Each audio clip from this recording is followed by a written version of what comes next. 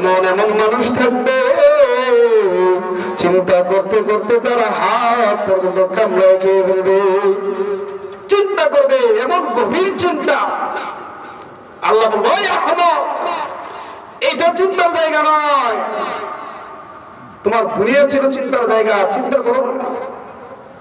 তোমাকে দিনের প্রতি আহ্বান করা হয়েছে, তুমি আলেমকে গালি দিয়েছো। তাবলীগের মানুষ তোমাকে দিনের প্রতি আহ্বান করছে, তুমি তাদেরকে হাসি ঠাট্টা করছো। যাও যাও, খুযুহু ফাগুল্লুহু। ডাক দিল ফেরেশতারা,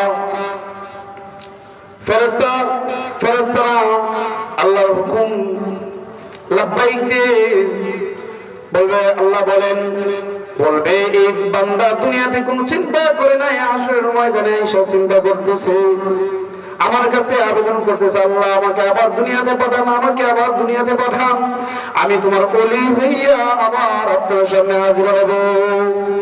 কোন নবীও আসতে পারবে না, আমি আপনি তো দূরের কথা, কলিমুদ্দি আর সলিমুদ্দি, ঠিক কি না? কোন নবীও আবার আসতে পারবে না দুনিয়াতে।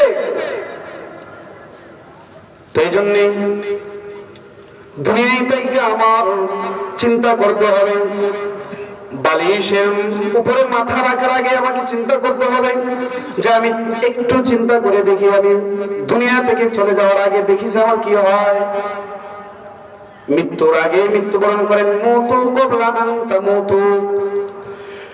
নবী সাল্লাল্লাহু আলাইহি ওয়াসাল্লাম বলেন, বান্দা, হে আমার উম্মতের দলেরা শোনো, তুমি মৃত্যুর পূর্বে মুতু ক্বাবলা আন তামুতু, মৃত্যুর পূর্বে তুমি একবার মরো। মৃত্যুর পূর্বে একবার মরার জন্য নবীজি বলছে, কেমনে মরবো? ফইরে মরে যাইবো না। নবীজি বলে, একটু চিন্তা করো, তুমি দুনিয়াতে নাই, ইন্তেকাল করে বেরোছো, চিন্তা করো। মরার পরে কেউ যাবে বাঁশ কাটবে, কেউ কাফনের কাপড় আনার জন্য দৌড় দিবে, কেউ গোসল করাবে, কেউ কবর খুঁড়বে, কেউ আমার নামে আলান দেবে মসজিদে অমুক ইন্তেকাল করেছে।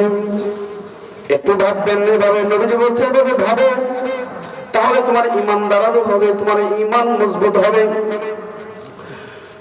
তো এভাবে চিন্তা যদি আমি আপনি করি, মৃত্যুর চিন্তা যদি আমার মাথার মধ্যে চলে আসে, তাহলে আমার দ্বারা সহজে কোনো গুনাহ হবে না, ঠিক কিনা? গুনাহ হবে যদি আমি চিন্তা করি আমি আজকে মারা যাব। এক দরবেশ, এক আবেদ, সে ইবাদত করতে করতে মাথায় ঘর ফেলে দিয়েছে, কিন্তু আলেম ছিল না। উনি একদিন চিন্তা করতেছে যে আমি আজকে বের হব, বড় বড় আলেমদের কাছে যাব, গিয়ে ওনাদেরকে জিজ্ঞেস করব, হুজুর আপনি যদি জানতে পারেন আজকে আপনি ইন্তেকাল করবেন, আপনি যদি জানতে পারেন আজকে আপনি মারা যাবেন, তাহলে সবচেয়ে বড় নেক আমল আপনি কোনটা করবেন সেটা বলেন।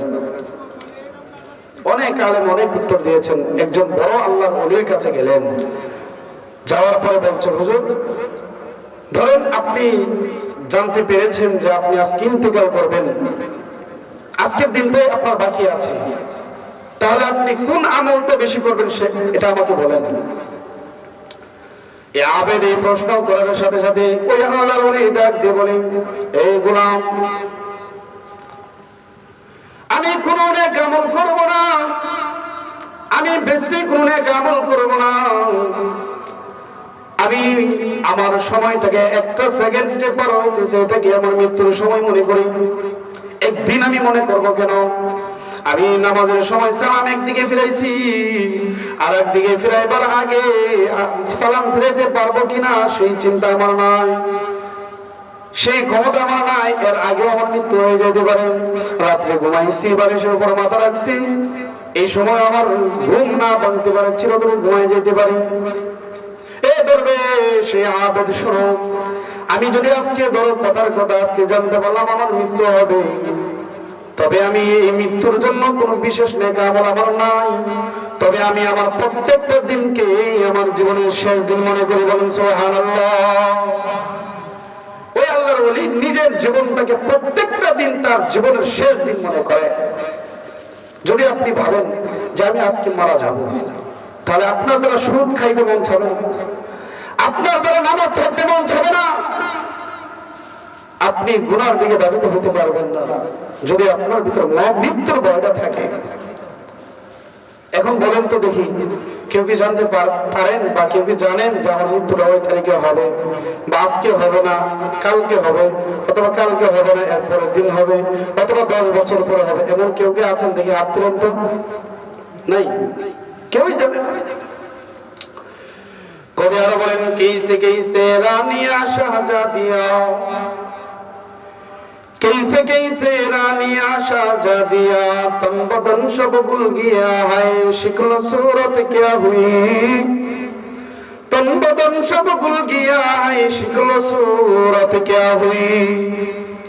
হে নবীর আশিকের দল, এমন এমন রাজার মেয়েরা ছিল, রানীরা ছিল, তাদেরকে দুইজন ধরে ধরে গোসল করাইতো, নিজের গোসল নিজে করে নাই। নিজের সৌন্দর্য এমন ছিল, নিজের রূপ চর্চা প্রত্যেক দিন 5-6 জন মানুষ লাগতো। রূপের বড়াই ছিল, তন বদন সব গুল গিয়া, তার তন বদন মানে শরীর সব কি হয়ে গেছে, মাটির সাথে মিশে গেছে। কই গেল তার সৌন্দর্য? নাই, সৌন্দর্য নাই। শিখলো সৌরত কে হুই, তার এই সৌন্দর্যের বাহার কোথায় গেল, রূপ চর্চা কোথায় গেল, অহংকার আর তাকাব্বুরি কোথায় গেল? নাই নাই, কেউ নাই, কেউ নাই। আমিও একদিন কেউ নাই এর ভিতরে শামিল হয়ে যাব। মৃত্যু ছাড়বে না কাউকে, সবাইকে গ্রাস করবে। আল্লাহ রাসূল সাল্লাল্লাহু আলাইহি ওয়াসাল্লাম আর হাদিসে বলেন, হাসিবু ক্বাবলা আন তুহাসিবু, হাসিবু ক্বাবলা আন তুহাসিবু। হে উম্মতের দল শুনো, হাসিবু ক্বাবলা আন তুহাসিবু, তোমার হিসাব হওয়ার আগে, হাসরের ময়দানে তোমার হিসাব হওয়ার আগে, তোমার হিসাব নিজে নিজে আগে দুনিয়াতে করো। বলুন সুবহানাল্লাহ। নবীজি আমাদেরকে শিক্ষা দিয়েছেন, হে আল্লাহর গোলাম, তোমার হিসাব আখিরাতে একবার হওয়ার আগে তোমার নিজের হিসাবটা নিজে আগে মিলায় নাও। এজন্য দুনিয়া থেকে আমাকে চিন্তা ফিকির করতে হবে, দুনিয়া থেকে আমাকে নেক আমল করতে হবে, দুনিয়া থেকে আমাকে নামাজ পড়তে হবে, রোজা রাখতে হবে। সামনে রোজা আসতেছে, রজব, শাবান, রমাদান, 3 মাস। এই যে রজব মাস, আর মাত্র 1 দিন বাকি আছে সম্ভবত, রজব মাস শেষ। নবীজি হাদিসে বলেন, রজব মাস হলো চারা লাগাইবার সময়, চারা খেতে ফসল লাগাইবার সময়, আর শাবান মাস হলো এই ফসল কাটার সময়, আর রমজান মাস হলো তা উপভোগ করার সময়। বলেন সুবহানাল্লাহ। তো সামনে রমজান আমাদের আসতেছে, আপনি কথা বলতেছেন না, মনে রাগ করছেন, মন খারাপ, ও বরং মৃত্যুর চিন্তায় গভীরে আছেন নাকি? তো এই জন্য রমজান আসতেছে, রমজানের প্রস্তুতি নেওয়া। শাবান মাস সামনে, শবে বরাত সম্ভবত 14 ফেব্রুয়ারিতে। আমরা ইনশাআল্লাহ আমাদের আমলগুলো চালু করে দেই, মসজিদের দিকে মাইল হয়ে যায়, আমাদের সন্তানদেরকে একটু তালিম দেই, তাদেরকে দ্বীনের প্রতি আদেশ করে দ্বীনের দিকে আহ্বান করি। কারণ আপনি বাবা, আপনার সন্তানকে যদি আপনি না বলেন নামাজের কথা, কি বলবেন? আপনি নিজেই তো নামাজ পড়েন না, আমরা নিজেরাই তো নামাজ পড়ি না, ছেলে মেয়েদেরকে কি বলবো? বললেই তো ধমক মারবে। হ্যাঁ, নিজে নামাজ পড়ে না, আমরা এসে নামাজ পড়ার কথা বলতো। এই জন্য আগে নিজেকে ঠিক করতে হবে। আল্লাহ বলেন, ইয়া আইয়ুহাল্লাযীনা আমানু কু আনফুসাকুম ওয়া আহলিকুম নার, ইয়া আইয়ুহাল্লাযীনা আমানু কু আনফুসাকুম ওয়া আহলিকুম নার। হে ঈমানদাররা, নিজেরা আগে জাহান্নাম থেকে বাঁচো, নিজেরা বাঁচো, এরপরে নিজের আহাল, নিজের পরিবার পরিজনদেরকে জাহান্নাম থেকে বাঁচাও। তোমার মেয়ে পর্দা করে না, তোমার বউ পর্দা করে না, তোমার বউ পর্দা করে না, তোমার মা পর্দা করে না, তুমি আহ্বান করো, ও বোন পর্দার সাথে বের হও, ও বউ, ও মেয়ে তুমি পর্দার সাথে বের হও। যদি আমি আপনি আদেশ করি, কঠোর বিচার করি, আমি আপনি শাসন করি, তাহলে আমি আমার দায়িত্ব থেকে রেহাই পেয়ে যাবো। হাসরের ময়দানে আমাকে আপনাকে আটকা পড়া লাগবে না। যদি আমি আপনি না বলি, আমার মেয়ে বেপরদা হয়ে ঘুরছে, আমার বউ বেপরদা হয়ে ঘুরছে, আমার মা বেপরদা হয়ে ঘুরছে, তাহলে আমার আপনার কপালের মধ্যে দায়ুস লেখা থাকবে। বলেন নাউজুবিল্লাহ। ওই দিন আমার আপনার ঠিকানা হবে জাহান্নাম। জাহান্নাম হবে আমাদের ঠিকানা। এই জন্য যে কথা বলছিলাম প্রথম, যে মৃত্যুর আগে একবার দুনিয়াতে মৃত্যুবরণ করা। একটা উদাহরণ দিলে বুঝবেন। এক ব্যক্তি ময়না পাখি পালতো, খাঁচার ভিতরে ময়না পাখি পালতো।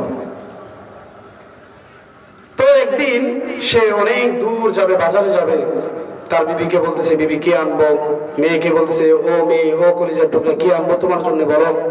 সবার কাছে বলার পরে যখন চলে যাবে, তখন বলো ময়না পাখিকে জিজ্ঞেস করি। ময়না পাখি কথা বলতে পারতো, যে তোমার জন্য কি আনবো? আমার জন্য কিছু আনার দরকার নেই। তবে কি আমার সাথী যারা পাবেন রাস্তায় ময়না পাখি, অন্যান্য ময়না পাখি যাদেরকে পাবেন, আপনি যখন প্রতি পথ দিয়ে যাবেন, তখন দেখবেন ডালপালায় ময়না পাখিরা বসে আছে। এদেরকে আপনি সালাম দিবেন, সালাম, এদেরকে আপনি সালাম দিবেন, এটাই দিবেন, জাস্ট আর কিছু করা লাগবে না। ওই ময়না পাখির মালিক যখন বাজারে যাইতেছেন, হঠাৎ করে দেখেন জঙ্গলের মধ্যে কিছু ময়না পাখি বসা। ডাক দিয়ে বলে, ও ময়না পাখির দল, আমার বাড়িতে কিছু একটা ময়না পাখি আছে, আমার কাছে বন্ধু আছে। ওই ময়না পাখি বলেছে তোমাদেরকে সালাম জানানোর জন্য। এই সালাম জানানোর সাথে সাথে ধপাস করে ওই ময়না পাখিগুলো সব পড়ে গেছে জমিনে, সবগুলো পড়ে গেছে। মনে মনে বলে, আরে কি জঞ্জাল ঘটাইলাম, শুধু একটা সালামের কথা বললাম, সাথে সাথে সবগুলো ধপাস করে পড়ে গেল। ফিরে আসলেন বাড়িতে। ফিরে আসার পরে ময়না পাখি তার মালিককে জিজ্ঞেস করে, ও মালিক, আপনি কি সালাম পৌঁছিয়েছিলেন? মালিক বলে, ময়না পাখি রে, সালাম পৌঁছাইছি ঠিক, কিন্তু একটা ঝামেলা ঘটে গেছে। কি? সালাম জানানোর সাথে সাথে ধপাস করে ওই ময়না পাখি সবগুলো জমিনে লুটায় পড়ছে। এই কথা বলার সাথে সাথে তার ময়না পাখিটাও কাঁচার মধ্যে লুটায় পড়ে গেছে, মানে ইন্তেকাল করছে। এখন কি ময়না পাখি ফ্রিজে লুকায় রাখবো নাকি কাঁচাও রাখবে? খাঁচাও রাখবে না, কথা বলে না, কাঁচা রাখবে না, ঢিল মেরে বাইরে ফেলে দিবে। কেন? এটা মরে গেছে, এটার দরকার নাই, প্রয়োজন নাই। মালিক কাঁচার গেট খুলে ময়না পাখির পায়ের মধ্যে ধরে, লেজের মধ্যে ধরে ময়না পাখি ফেলে দিয়েছে। ময়না পাখি জমিনে পড়ার আগে আগে ময়না পাখি দুই পাখা দিয়ে উড়ে উড়ে ডালে গিয়ে বসছে। ডালে বসা বসা বলে, মালিক, এই খাঁচার ভিতরে থাকা আমার জন্য জাহান্নাম মনে হইতেছে। এজন্য সালাম মানে শান্তি, আমি জাহান্নাম থেকে কিভাবে শান্তি পাবো, এটা আমার অন্য ভাইদেরকে জানায়া আমি শিখে নিলাম কিভাবে আমাকে এখান থেকে বাঁচতে হবে। মানে ধপাস করে ভাব ধরে পড়ে থাকতে হবে, তাহলে আমাকে ফেলে দিবে, আমি বেঁচে যাবো। সুবহানাল্লাহ বলে। ময়না পাখির এমন বুদ্ধি। তো তাকে ফেলে দেওয়ার সাথে সাথে বলতেছে যে আমি মরার আগে মরছি বিদায় আমি বাঁচছি। তো আমি আপনিও যদি মরার আগে মরি, হাসরের ময়দানে আমি আপনিও বেঁচে যাবো। সুবহানাল্লাহ বলেন। দুনিয়াতে যদি আমি আপনি মরার আগে একবার মরে যাই, মানে চিন্তা ফিকির করে যে দেখিছে আমি মরলে কি হয়, দেখি আমি মরলে আমার কাজকর্ম কি আটকে থাকে কিনা, আমার ব্যবসা বাণিজ্য আটকে থাকে কিনা, দেখি আমার যে উজর গুলো আছে, নামাজে আসতে পারি না, দেখি তো মরলে আমার এই উজর গুলো আমি করতে পারি কিনা। কিচ্ছুই হবে না। আপনি মরলে আপনার ছেলে হাল ধরবে আপনার পরিবারে, ঠিক না? আপনার ছেলে না থাকলে, যদি জন্ম হন, আপনার বিবিকে অন্য জায়গায় বিবাহ বসবে। এটাই দুনিয়ার নিয়ম। আপনাকে ভুলে যাবে 2-3 দিন, কমপক্ষে 3 দিন আপনার কথা মনে রাখবে, কিছুদিন পরে আপনাকে ভুলে যাবে। ভুলে যাবে। এমনও সংবাদ আসে, সিন্নি পাকাইবার লাগে বাবা মারা গেছে, 3 ছেলে সিন্নি পাকাইবো, সিন্নির টাকা লয়ে মারামারি লেগে গেছে। একটা কতি বেশি গায়ে চস, একটা কতি বেশি দেল চস, আমি কম কেন, আমি কম দেব, এই সেই করে টাকা লেগে যায়। কিন্তু এই টাকার মালিক আপনি ছিলেন, ঠিক কিনা? আপনি ছিলেন। যাই হোক, সংক্ষিপ্ত সময় আমি 5টা বিষয় বলে আমি আমার বয়ান ইতি টানবো ইনশাআল্লাহ। সম্মানিত হাজির, আল্লাহ রাব্বুল আলামিন আমাকে আপনাকে দুনিয়াতে পাঠাইছেন, আখিরাতে একদিন আমাকে আপনাকে পাড়ি জমাইতে হবে। আখিরাতের যাত্রাপথে 5টা ঘাটি আমাদের সামনে আসবে, 5টা মঞ্জিল আসবে। কয়টা? জোরে বলেন কয়টা? 1 নম্বর হলো বান্দা যখন আখিরাতের দিকে পা বাড়াবে তখন তার সর্বপ্রথম ঘাটি হলো মৃত্যু। কি? সর্বপ্রথম ঘাটি হলো তার মৃত্যু। দ্বিতীয় নম্বর হইল তার কবর। মৃত্যুর পরে কোথায় যাবে? কবর। কবরের পরে যাইতে হবে তার হাসরে। হাসরে যাওয়ার পরে তাকে মিজানে যাইতে হবে, তার আমলনামা মাপতে হবে। 5 নম্বরে হলো ফুলসিরাত। ফুলসিরাত, এই 5টা মঞ্জিল তার সামনে ভেসে উঠবে। 1 নম্বরে কি বলেন? 1 নম্বরে কি? মৃত্যু। 1 নম্বরে কি?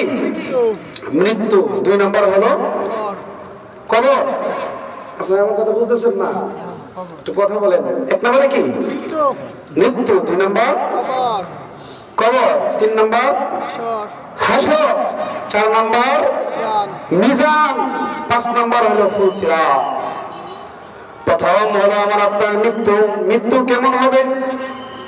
হযরত ইদ্রিস আলাইহিস সালাম একবার আজরাইলকে বললেন, হে আজরাইল, আমি মৃত্যুর পূর্বে একবার মৃত্যুবরণ করতে চাই। আজরাইল বলে, ওগো নবী, আপনি সহ্য করতে পারবেন না, মৃত্যু এমন যন্ত্রণাদায়ক বিষয়। বলে, দেখতে চাই, আমি দেখতে চাই। আজরাইল আলাইহিস সালাম ইদ্রিস আলাইহিস সালামের জান কবজ করলেন। জান কবজ করার পরে ইদ্রিস আলাইহিস সালামের ভিতরে আবার রূহ দিয়ে দিলেন। জিজ্ঞেস করলেন, আপনার মৃত্যুর সময় কেমন লেগেছে আপনার কাছে? ইদ্রিস আলাইহিস সালাম বলে, ও আজরাইল ভাই, একটা জীবিত ছাগলকে ধরে ভুতা ছুরি দিয়া তার চামড়া ছিলালে যে কষ্ট হয়, এর চেয়েও বেশি কষ্ট আমার হয়েছে। এর চেয়েও বেশি কষ্ট হয়েছে। আল্লাহর নবী হাদিসে বলেছেন, যে জাহান্নামী ব্যক্তি মৃত্যুবরণ করবে, ইন্তেকাল করবে, মৃত্যুর সময় তার এমন পিপাসা হবে, দুনিয়ার সমস্ত পানি যদি তার মুখে ঢেলে দেওয়া হয় তারপরেও তার পিপাসা কমবে না। নাউজুবিল্লাহ। পিপাসা কমবে না, পিপাসা কমবে না। ওই বান্দা যখন ইন্তেকাল করবে, গুনাহগার অবস্থায়, গুনাহরত অবস্থায় মৃত্যুবরণ করবে, তার এমন কষ্ট হবে যেন একটি জীবিত ছাগল ভুতা ছুরি দিয়ে তার চামড়াগুলো কষে কষে ফেলানো হচ্ছে।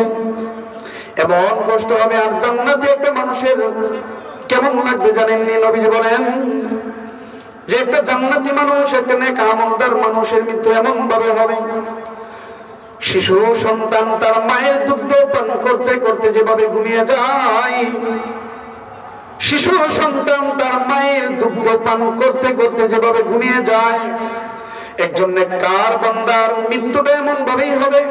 সুবহানাল্লাহ বলেন। একজন নেককার বান্দার মৃত্যুটা এমন ভাবে হবে, শিশু সন্তানের মতো দুগ্ধ পান করতে করতে মৃত্যু বরণ করে ফেলবে। এমন হবে তাদের মৃত্যু। 2 নম্বর হলো আমাদের কবর। কবর কেমন হবে? কবর, নবী সাল্লাল্লাহু আলাইহি ওয়াসাল্লাম হাত দিয়ে সাহাবায়ে কেরামকে দেখাইলেন, ও সাহাবায়ে কেরাম শুনো, যারা জাহান্নামী হবে, যাদের কোনো নেক আমল থাকবে না, তাদের মৃত্যুর সময় কবরে রাখার সাথে সাথে তাদেরকে 2 পাশের মাটি, কবরের মাটিগুলো এমন ভাবে চাপ দিয়ে ধরবে।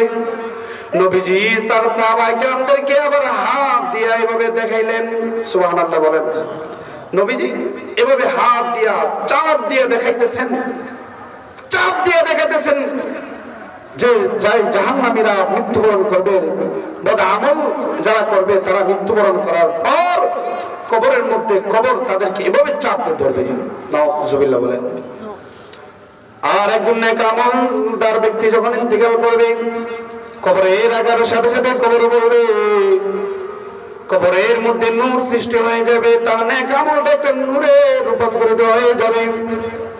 কেমন নূর হবে? তার কবরটা দরজা, জান্নাতের সাথে একটা জানালা ফিট হয়ে যাবে, জান্নাতের হাওয়া বাতাস আসতে থাকবে, সে উপভোগ করতে থাকবে।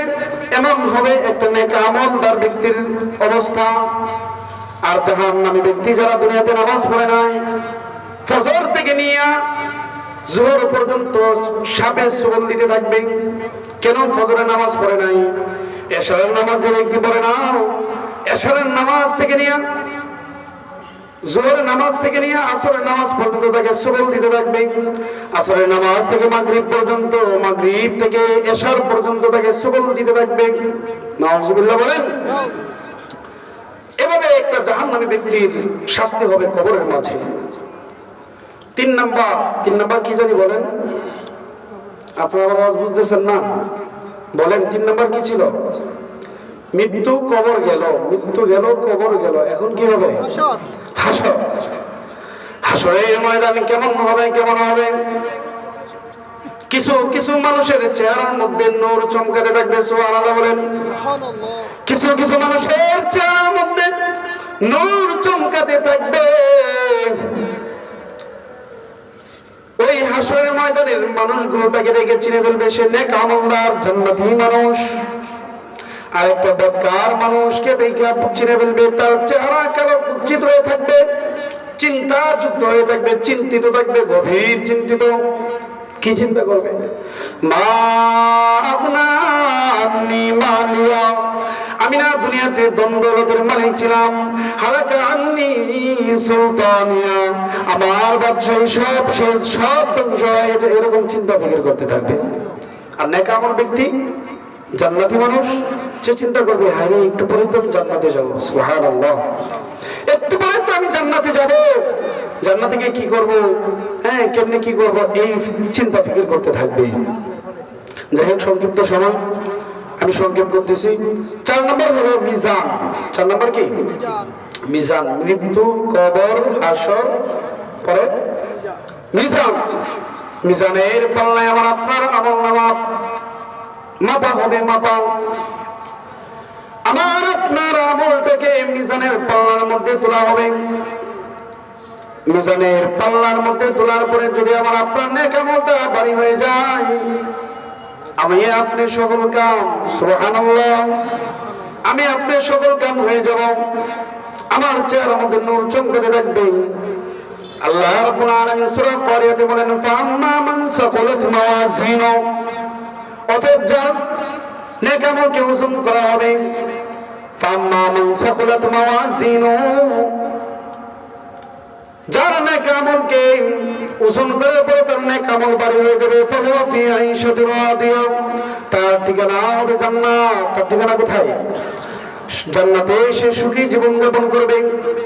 ওয়া আম্মা মান খাফফাত মাওয়াজিনু, আর যার নেক আমলের পাল্লাটা হালকা হয়ে যাবে, ফাউম্মুহু হাবিয়া, তার ঠিকানা হবে হাবিয়া। কোথায়? হাবিয়া। আল্লাহ এই আয়াত নাযিল করে বলে, ওয়া মা আদরাকা মা হিয়া, ও আমার নবী, ও আমার হাবিব, ও আমার দোস্ত, ওয়া মা আদরাকা মা হিয়া, হাবিয়া কি আপনি কি জানেন? কে বলতেছেন? আল্লাহ বলতেছেন, আপনি হাবিয়া কি আপনি কি জানেন, চিনেন? বলতেছেন, নারুন হামিয়া, তাহলে প্রজ্বলিত অগ্নি জাহান্নাম।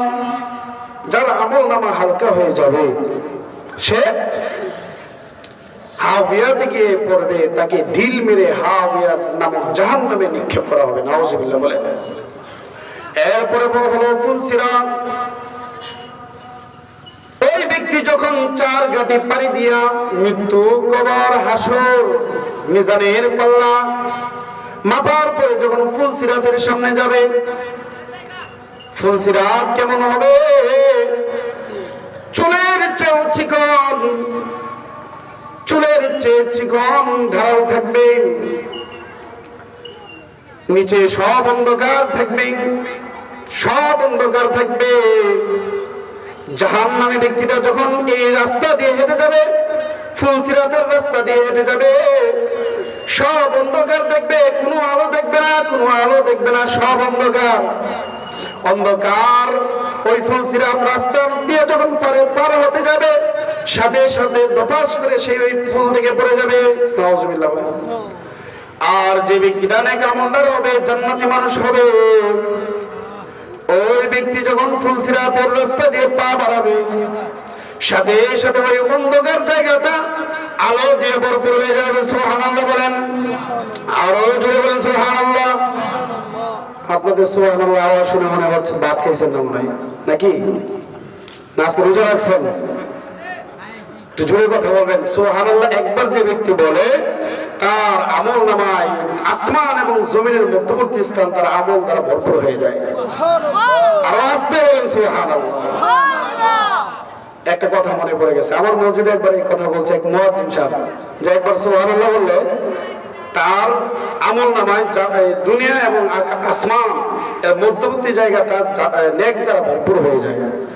একবার আর কয় মুয়াজ্জিন সাহেব নেক আমল দিয়ে দুনিয়াটা ভরে জায়গা, তা আমি যাই কই, আমরা যাই কই। চিন্তা ফিকির দেখছেন, মানে একটা সুবহানাল্লাহ নিয়ে ঠাট্টা বিদ্যু। তার এই চিন্তা নাই একটা মোবাইলের ভিতরে কত কত টাকা ঢোকানো যায়, বিকাশে টাকা ঢোকানো, লক্ষ লক্ষ টাকা ঢোকানো যায় ছোট্ট একটা সিমের ভিতরে। একটা মানুষ যদি এটা পারে, আল্লাহ কি পারবে না? আল্লাহ কি জোরে বলেন, আল্লাহ কি পারবে না? নারায়ে তাকবীর, নারায়ে তাকবীর। মাওলানা আব্দুল সালাম আকন্দ সাহেবের আগমন, জোরে বলেন শুভেচ্ছার স্বাগতম। নারায়ে তাকবীর, আল্লাহু আকবার।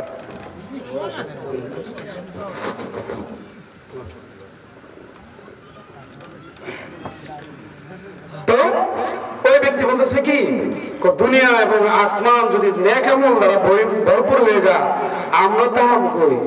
আউযুবিল্লাহ বলেন, মানে সুবহানাল্লাহ নিয়ে ঠাট্টা বিদ্যুৎ। কিন্তু এতই চিন্তা নাই যে একটা মেমোরির ভিতরে একটা মানুষ, একটা মেমোরির ভিতরে শত শত ভিডিও, শত বড় এক মানুষ একটা ছোট মেমোরির ভিতরে ঢুকে যায়, সিমের ভিতরে লক্ষ লক্ষ টাকা ঢুকে যায়।